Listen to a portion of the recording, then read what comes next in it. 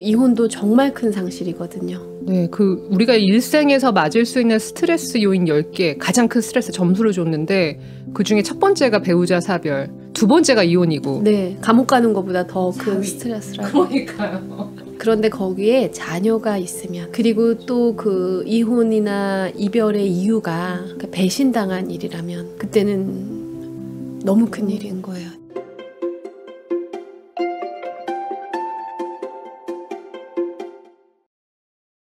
네, 우리 조용한 회복이라는 책을 이번에 신간에 출간하신 박지원 소장님을 모시고 계속 이야기를 나눠보고 있는데요. 저는 이제 세 번째 파트가 사랑과 이제 인간관계에 대한 이야기잖아요.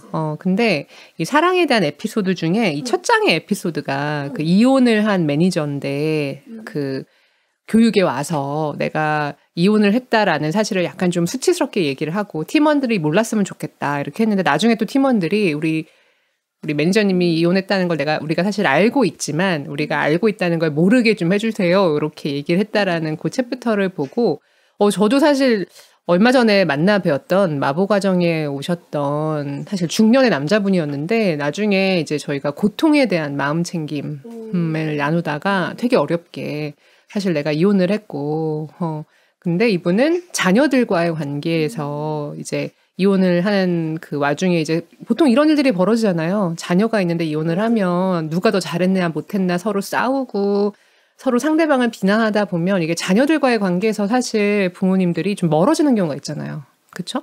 그런 게 이분한테는 너무나도 트라우마였던 것 같아요.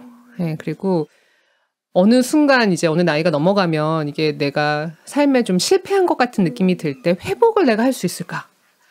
그쵸? 우리가 젊었을 때 실패하면 에이 딛고 일어나자 이런 느낌이 드는데 그래서 이런 걸 보면서 여기에 있는 이 사랑 그래서 이혼 이런 사연들을 좀 들으면서 이제 우리 사회가 사실은 이제 이혼은 좀 흔해지는 사회인 것 같아요. 이제 이혼이라는 말이 옛날에는 막 터부시 됐다면 요즘에는 그냥 이혼이라는 말은 여기저기서도 쓰이고 있는데 이혼을 한 뒤에 그 이혼 당사자들의 심리나 마음, 이 괴로움과 고통에 대해서는 사실 그렇게 얘기하는 게 없는 것 같은 거예요.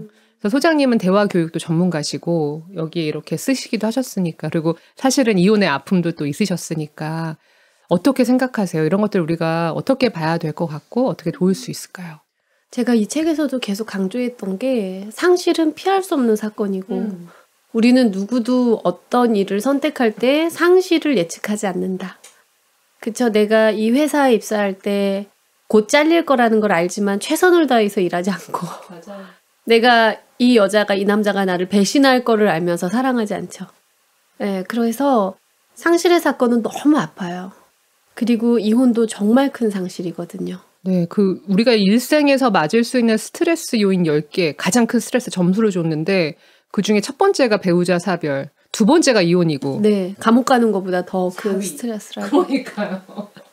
네, 그런데 거기에 자녀가 있으면 그리고 또 그 이혼이나 이별의 이유가 배신당한 일이라면 그때는 너무 큰 일인 거예요. 제가 그 사례에서 쓴 것도 주재원으로 나가 있었던 그 아내분이 남자친구가 생겨가지고 이혼을 했었던 케이스였었는데 이분이 저한테 책에 이제 이거를 써도 좋다라고 이야기하셨을 때 이미 그 일을 저한테 얘기했을 때와 제가 이 내용을 써도 되겠냐라고 물었을 때는 몇 년이라는 시간의 간극이 있었잖아요. 근데 이분이 훨씬 더 가벼운 마음이 되신 거예요. 다행이다. 네, 그때 제가 이분한테 책에도 나와요. 제가 선물했었던 책이 에리 프롬의 사랑의 기술이라는 책을 선물했거든요. 맞아요. 자기가 이 책을 여러 번 읽으면서 어쩌면 내 상실을 수치스럽게 생각했기 때문에 누구한테도 말하지 못했던 것들에 대한 치유를 이 책을 통해서 많이 하게 되었다라고 고백을 해주셨었거든요. 저는 그것이 무엇이든지 간에 우리가 경험하는 상실은 수치가 되어서는 안 된다고 말하고 싶고요. 그러나 그게 아픔이 아닐 수는 없다라는 거예요. 그래서 아이가 있다면 이제 이거는 조금 더 복잡한 문제가 돼요. 그 가족 파트와 사랑 파트가 이제 중복되는 지점에서 부부의 관계가 멀어질 때 부부가 얼마나 미숙해지는가. 거기에 이제 부모의 그 따돌림 증후군에 대한 이야기를 하거든요. 그러니까 이 부부가 참 묘하게도 서로가 부부로서 합의되어 헤어지지 않고 살겠다라고 결심하는 순간까지는 가족 내에 여러 비밀스러운 이야기들을 아이들에게 그걸 우리가 바운더리라고 하잖아요. 경계를 세우고 아이들을 보호하기 위해서 어른들만이 알고 어른들이 해결하려는 일들이 있어요. 부부 사이에 많은 일들이. 맞아요, 그렇죠. 그런데 이제 부부가 헤어지기로 결심하거나 그에 준하는 갈등 상황에 빠져서 서로에 대한 미움이 가슴을 뚫고 나올 땐 맞아요. 자돈에도 깨워가지고 이제 네가 알 때가 됐다고 하면서 막 얘기하기 시작하거든요. 맞아요. 너무나 슬픈 일이에요. 아이들을 보호해야 한다라는 부모의 책임보다 내가 이 분한 감정을 털어버려야겠다라는 충동적인 생각이 앞설 때 이때가 아이들이 이혼이라는 사건으로 인해 상처를 받게 되는 시작이에요. 맞아. 이게 저 사람이 나한테 나쁜 사람이야 라고 됐기 때문에 내 아이에게도 알려주고 싶은 거예요. 저 사람 나쁜 사람이야. 근데 사실은 이 아이한테는 그 사람은 엄마거나 아빠거든요. 여전히 좋은 엄마나 아빠일 수 있는 거죠. 맞아요. 네. 우리가 두 가지 얘기를 하고 싶은 게 첫 번째 이혼이나 결혼이나 별거나 연애는 우리의 욕구 단어에 없어요. 우리에게는 사랑이라는 욕구는 있어요. 그리고 연결이라는 욕구는 있어요. 가끔 어떤 분이 단절, 관계를 끊어내는 것도 나의 욕구가 아니냐라고 하는데 단절은 욕구에 없어요. 그러나 보호는 있어요. 많은 분들이 가슴 아프면서도 헤어짐을 선택할 때에는 내 아이를 보호하기 위한 하나의 수단으로 헤어짐을 선택하기도 하고요. 내 자신을 보호하기 위해서 그리고 서로의 관계를 보호하기 위해서 헤어짐을 선택하기도 하죠. 이것은 누구에게 잘못한 일이 아니에요. 만약에 우리가 이 사건에 대해서 미안함을 느껴야 된다면 그건 딱 유일하게 가족일 겁니다. 우리는 이혼을 하는 많은 분들이 이 사실을 알았으면 좋겠어요. 가족에게 미안할 수 있죠. 우리의 결혼 생활을 위해서 노력해준 부모님들, 또 우리를 부모라고 믿으면서 살아가고 있는 소중한 우리 아이들에게는 미안할 수 있죠. 그 기대에 부합하지 못하고 내가 또 책임을 다하지 못했다라는 미안함을 느낄 수 있어요. 그런데 제3자들에게, 내 직장 동료들에게, 내 친구들에게, 나를 알지도 못하는 사람들에게 최선을 다한 나의 결혼 생활이 헤어짐으로 끝났다고 해서 내가 그들에게 수치심을 느껴야 될 필요는 없는 거죠. 근데 저도 이제 제 좀 아는 분 중에 아내의 바람으로 이제 이혼을 했던 남자분이 있었는데 그분의 수치심을 들여다봤을 때 그 수치심은 약간 이런 거였던 것 같아요. 존재론적인 수치심이라고나. 그러니까 내가 남자로서 매력이 없나. 뭐 여자분들도 마찬가지일 거예요. 남편이 바람을 피웠다면 내가 매력이 없나?부터 시작해서 그리고 또 하나는 우리가 연인 관계든 부부 관계든 가족처럼 그러니까 가족이었잖아요. 부부는. 나의 모든 걸 알고 있는 사람이 어느 순간 너를 사랑하지 않아라고 돌아가 버리면 내가 모든 걸 보여줬는데 거절당했다라는 그 마음에 드는 수치심이었을 것 같다는 생각이 드는 거예요. 그런 수치심은 어떻게 다루어야 하는지가 사실은 되게 힘든 수치심이에요. 그렇죠? 그렇죠. 너무너무 가슴 아픈 일이고 나는 여전히 저 사람에 대한 사랑의 마음을 갖고 있는데 저 사람의 사랑이 식어가는 걸 관찰하는 그 여정이 너무 지독하죠. 그런데 이런 생각도 해봐요. 만약에 나를 두고 누군가가 다른 사람에게 마음을 빼앗겼다면 그 사람한테는 내가 매력은 없을 수 있겠죠. 그러나 그 사람한테 없는 거죠. 맞아요. 네. 그렇다 한들 내가 매력이 없는 사람이라는 것을 증명할 충분한 조건은 되지 못하죠. 그게. 그렇죠. 네. 맞아요. 정말 네. 그렇죠. 그래서 그것을 자신의 어떤 정체성의 붕괴로 가져간다면 저는 그건 인지 왜곡 같아요. 그렇죠. 그 순간에 인지가 근데 그렇게 왜곡이 돼요. 굴파고 들어가게 되잖아요. 그렇죠. 이건 너무 스트레스 받는 사건이에요, 정말. 이혼은. 제가 책에 어떤 내용을 하나 썼냐면 제 이제 여자 교육생 한 명이 교육에 집중하지를 못해서 혹시 무슨 일이 있냐 이렇게 물어봤어요. 그 친구는 나이가 어렸어요. 30대 초반. 그 남자친구. 네. 근데 잠수 이별. 그래요. 그 원인을 끝끝내 그쪽에서도 찾지 못하고 자기에서도 찾지 못하니까 이 친구는 종착지는 내가 뭔가 부족했나 보다로 결론을 내리고 그치. 맞아. 예, 그렇게 된 거예요. 그래서 이 자기가 잠수 이별을 당했다라는 것을 아무한테도 말하지 못했던 거야. 네. 자존심 상하지. 자존심이 상하니까. 맞아요. 그래서 이제 거짓말을 하기 시작한 거예요. 네, 그냥 뭐 외국으로 가게 돼서 뭐 그만하게 됐다. 뭐 이제 이런 식으로 둘러댔는데 우연히 어떤 한날 기회에 이분이 이제 다른 사람이 생겼다라는 얘기를 듣게 된 거죠. 그때 정말 온 귀까지 다 뜨겁게 빨개지는 것 같아가지고 집에 오는 내내 어떻게 집에 왔는지가 기억이 하나도 나지 않을 만큼. 저의 과거에 약간 그런 일이 있어서 내 연애사에 나 너무 이해된다. 마음이 지금 너무 아프네요. 네. 나도. 잠수 이별은 아니었지만 우리 서로 알고 있는 네, 다양하게 이렇게 저도 그래서 참 그 마음이 알 것 같은 거예요. 그런데 왜 내가 여성으로서 매력이 없나? 내가 남성으로서 매력이 없나라는 생각이 왜 안 스치고 가겠어요. 네, 그러나 그 사람한테는 그럴 수 있는 거죠.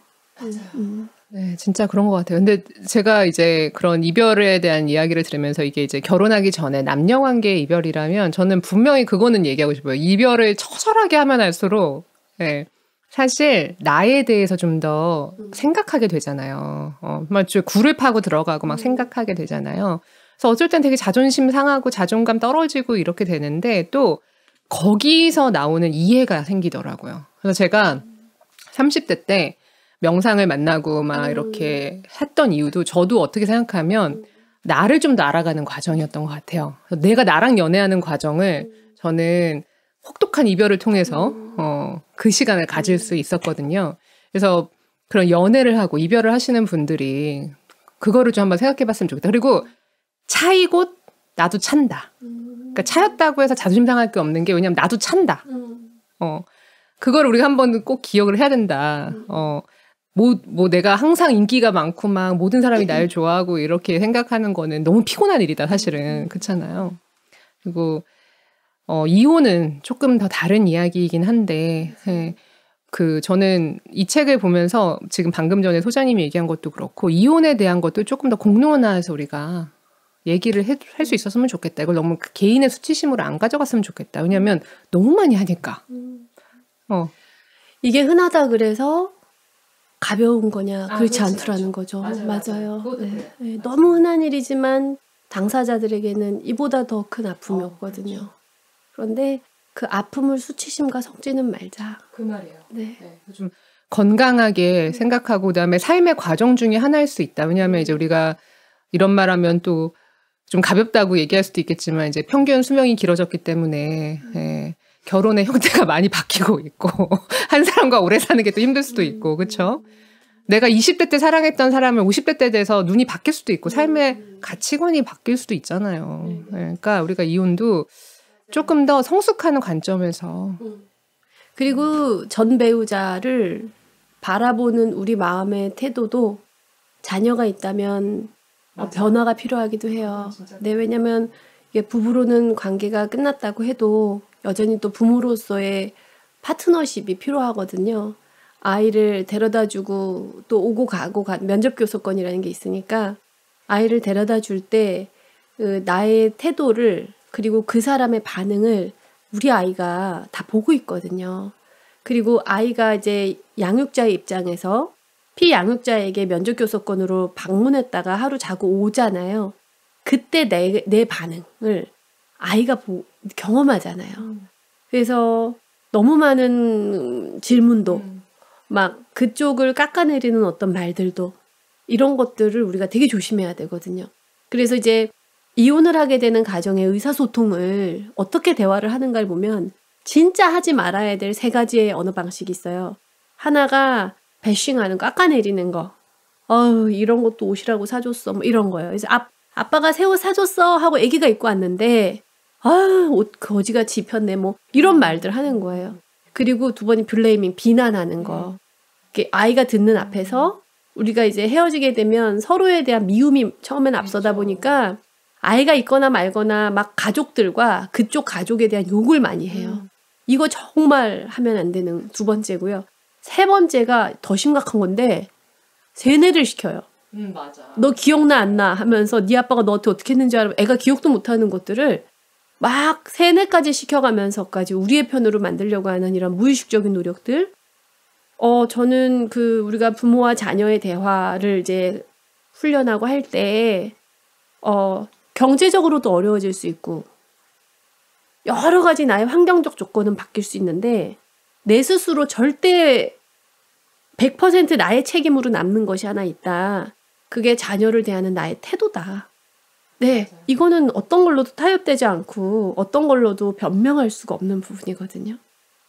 그래서, 그런데 왜 이혼이 수치가 되면 안 되느냐라는 마음속에, 제 마음속에는요, 내가 나의 이혼의 사건을 가슴 아픔이 아닌 수치로 해석해버리게 되면 아이에게도 수치가 전달이 돼요. 어디 가서는 엄마 아빠 헤어졌단 말하지 마. 남들이 너 무시해. 그건 진짜 안 될 일이거든요. 그런데 내가 어렵지만 힘들지만 가슴 아프지만 현실을 잘 받아들이게 되면 그럼 이제 내가 우리 아이하고 이 세상을 어떻게 살아갈 수 있는가. 이제 거기에 대한 뭐라 할까 건강한 노력들을 할 수 있죠. 그게 전 되게 중요하다고 봐요. 맞아요. 그래서 이 책에서도 제가 그 박 매니저한테 본인의 이혼을 수치로 생각하는 여정에 대해서 먼저 다루고 그렇다면 여전히 나를 배신한 아내지만 그 사람의 입장에서는 여전히 아이에게는 그리운 엄마를 내가 어떻게 이걸 일치시킬 수 있을까? 너무 부조하잖아요. 나에겐 상처를 준 나쁜 사람인데 내 아이에게는 한없이 그리운 엄마라고 한다면 나는 이걸 부모로서 어떻게 조율할 것인가? 그러니까 우리가 이혼을 하면서 흔히 아까도 계속 얘기했지만 잘못하는 것 중에 하나가 나의 배우자, 나의 남편이나 아내가 나와의 관계는 1대1의 관계인데 그거를 이 아이와 또 이 배우자의 1대1 관계를 생각하지 않고 이 아이를 마치 나의 소유물처럼 생각을 해서 내가 이 사람과 안 보니 너도 이 사람과 안 봤으면 좋겠어라든가 내가 이 사람을 미워하니 너도 미워해라고 얘기하는 그 순간 이 아이는 사실은 자아분열이 시작되는 거잖아요. 양쪽에서 엄마 아빠가 나한테 그렇게 얘기하면 이 아이의 마음에 상처가 얼마나 있겠어요. 그래서 제가 되게 어떻게 생각하면 와 이게 또 경험이구나 싶은 게 이혼 가정의 부모였던 아이였던 자녀였던 분들이 나중에 이혼을 하게 되면 오히려 그런 거에 관대지시더라고요. 내 아이 내가 이 남편하고 뭐 아내하고는 이혼을 할 망정 아이에게 아빠나 엄마를 뺏지는 않겠다. 왜냐면 내가 너무 어렸을 때 힘들었으니까. 네, 그래서 그런 걸 오히려 더 조심하시더라고요. 맞아요. 그게 정말 어려워요. 왜냐면은 내가 특히 이 부부관계에 내가 피해자라는 생각이 맞아요. 클수록 그게 너무 어려운 거예요. 그래서 저는 이혼을 하시고 자녀를 키워야 되는 분이 계신다면 그 본인의 이혼으로 인한 상실의 사건의 애도를 혼자 하지 말고 상담사를 좀 찾아가서 맞아요. 그것도 그거를 조금 한 번은 다뤄보시고 가면 좋겠다. 그런 생각이 들고요. 그게 아이에게도 이 상황에 대한 솔직한 부모로서의 말을 해줄 수 있는 용기를 내게 해주고 또 아이도 상처를 안 받을 순 없겠죠. 그런데 아이가 받는 상처가 이혼이라는 부모의 분리가 되는 사건이라기보다는 그 과정 속에서 부모가 보여주는 많은 행동 양식으로 인해서 발생한다는 걸 우리가 조금 더 분별해서 볼 수 있으면 좋겠다. 우리 이제 좀 더 가벼운 이야기로 좀 가볼게요. 연애예요. 이제 진짜 사랑, 이제 이별 말고 연애인데, 근데 요즘 연애 자체를 좀 두려워하는 분들이 많은 것 같아요. 특히 되게 전 가슴 아픈 건데 요즘에 한참 연애를 해야 되는 이제 20대 청년들이 서로를 미워해서 남자는 여자를 막 미워하고 여자는 남자분들을 미워하고 그래가지고는 이게 또 사회 문제가 되고 있잖아요. 이런 때 우리 남녀 관계에서 또 그 컨텐츠들 이런 것들 있잖아요. 막 네이버 뭐 무슨 블로그나 아니면은 무슨 게시판이나 유튜브만 봐도 뭐 서로 손해를 안 보려고 그렇게 노력을 하는 남녀들의 관계들을 많이 보거든요. 이런 거에 대해서 소장님은 어떤 조언을 좀 주고 싶으세요? 근데 그게 확실히 시대적인 흐름은 있는 것 같아요. 어떤 시대를 관통하는 아주 중요한 가치들이 있는 것 같아요. 뭐 우리 세대가 이제 자기의 나라는 한 존재의 중요성이 굉장히 부각되는 세대였다면 또 저희보다 지금 약간의 또 밑에 올라오고 있는 세대에게는 공정성이 이게 페어하냐 하지 않냐가 조직 문화에서도 되게 중요하고 지금 또 이제 아이를 한창 어린 아이를 키우고 있는 지금의 부모 세대에게 굉장히 중요한 가치관 중에 하나더라고요. 그러다 보니 사랑하는 사람하고의 사이에서도 이 친밀감이나 애착과 그 공정함이 대치되는 경우들이 있는 거죠. 근데 우리가 사랑이라고 하면 첫 번째는 일단 끌려야 되잖아요.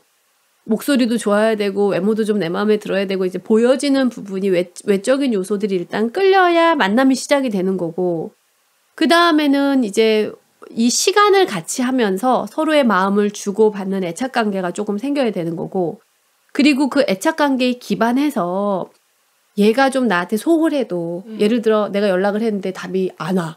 그러나 바빠서 못 오겠지라고 이렇게 조금 믿어주는 신뢰관계가 마지막이잖아요. 그래서 이 사람에게 내가 외적으로 끌렸느냐, 얼마만큼의 애착 경험이 있느냐, 두 사람 사이의 신뢰관계는 어떠냐 이 세 가지 요소는 사랑의 진짜 중요한 요소라고 하잖아요.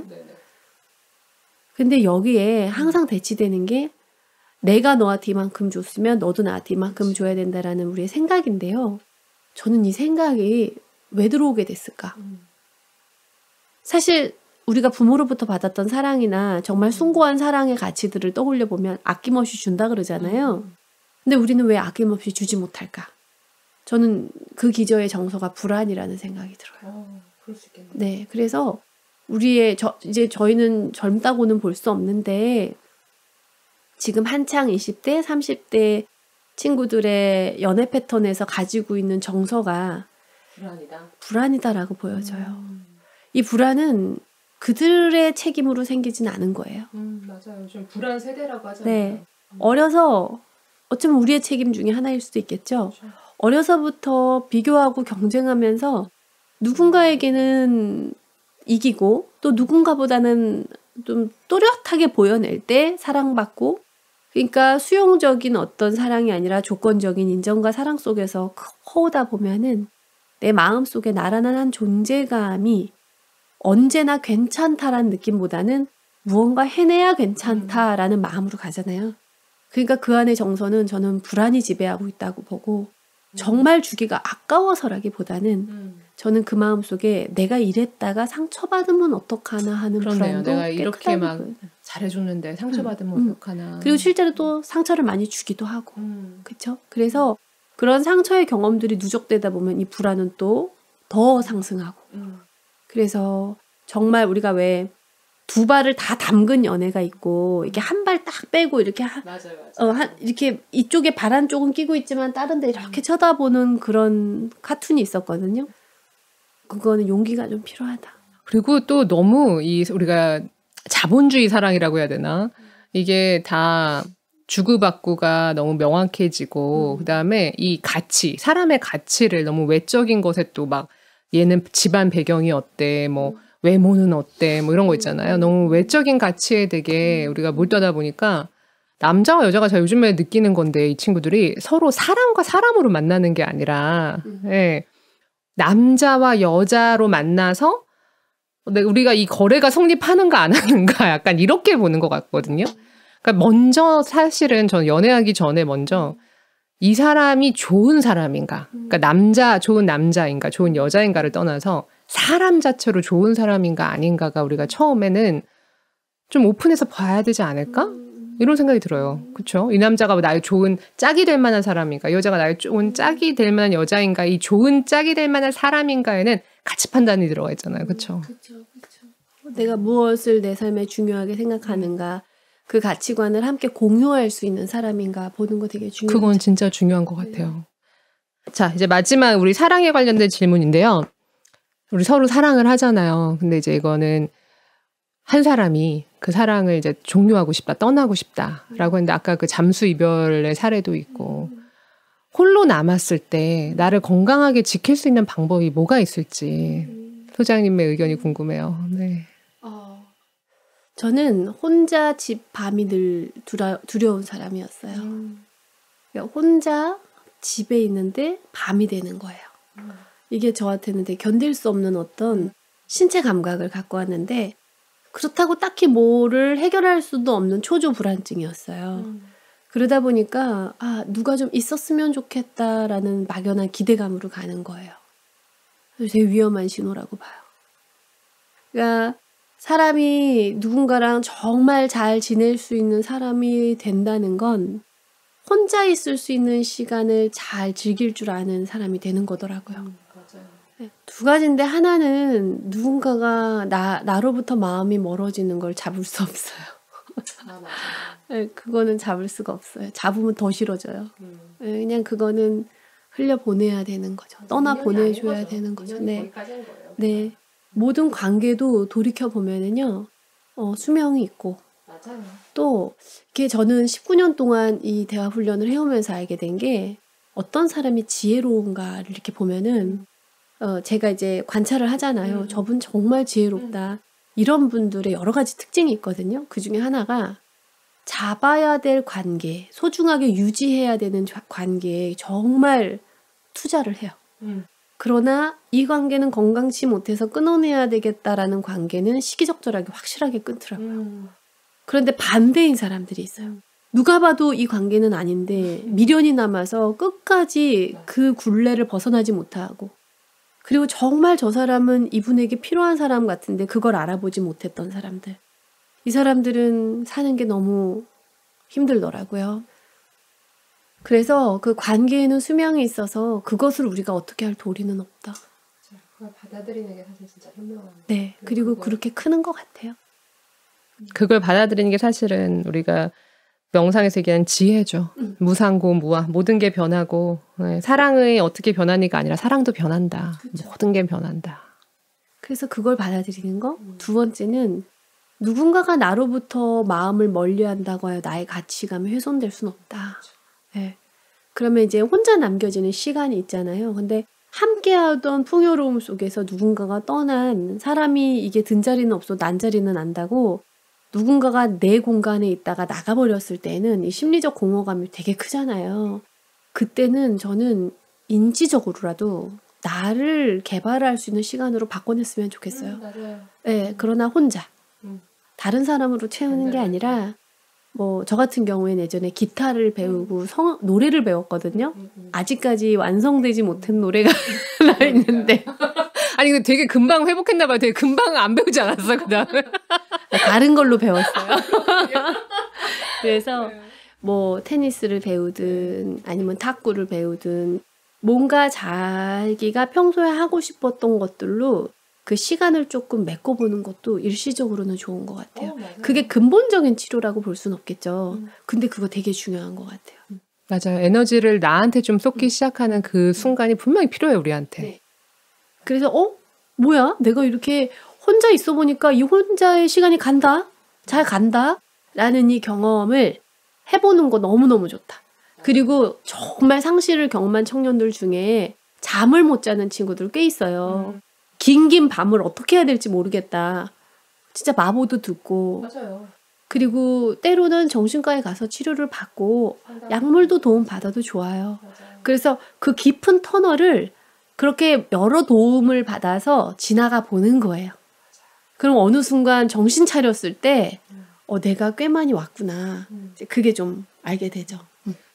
진짜 저도 그 깊은 터널을 지나가고 있는 친구들에게 얘기해주고 싶은 게 터널을 좀 지나가 봤으면 좋겠어요. 그러니까 요즘에 또 너무 또 헤어진 다음에 아무렇지 않은 척 하려고 그러고 혹은 막 이렇게 하는 친구들 있는데 좀 술도 좀 마시고 좀 찌질하게 울어도 보고 그다음에 그래 그리고 막 밤에 자는데 전화해서 잔이 한번 해보고 내가 참 그 20대 때 찌질했구나 그걸 해보는 게 네, 인생인 것 같아요.